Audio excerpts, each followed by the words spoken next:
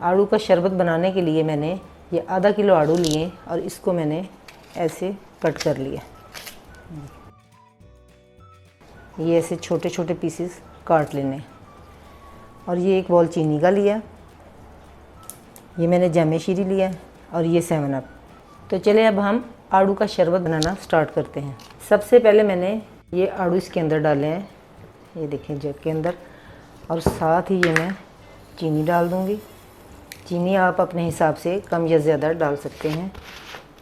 और ये 4-5 चम्मच ये मैं जामेशीरी के डाल रही हूँ। और अब हम 1 गिलास पानी का डालेंगे। पानी डालने के बाद अब हम इसे ग्राइंड करते हैं।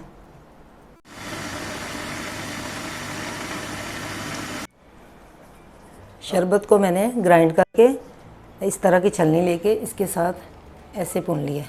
ये देखो, आप इससे बारीक छलनी भी ले सकती हैं। अगर आपके पास इस तरह की छलनी नहीं है, किसी मलमल के कपड़े में भून लें, या इससे बारीक और भी छलनी आती है उससे वो ले लें। और ऐसे साथ साथ पानी डालते जाना है, क्योंकि ये ज़रा गाढ़ा बन जाता है। जितना आप पानी डालना चाहती हैं उतना पानी डाल लें। और ये सारा गुद्दा जो है ये देखें ऊपर आ गया। ये देखें इस तरह का शरबत तैयार हो चुका है। ये कितना ज़बरदस्त कलर आया है। अब मैं इसे गिलास के अंदर डालती हूँ। ये इतना सा डालना है। इतना सा डालने के बाद अब हम इसके अंदर 7 अप डालेंगे। आप सोडे की बोतल भी डाल सकती हैं, 2 सोडा वाली। तैयार है हमारा आड़ू का शरबत। आप भी इसे बनाइए और एंजॉय करें।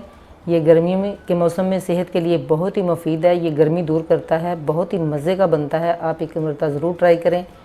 इंशाल्लाह फिर मिलूँगी एक नई रेसिपी के साथ। तब तक के लिए अल्लाह हाफ़िज़।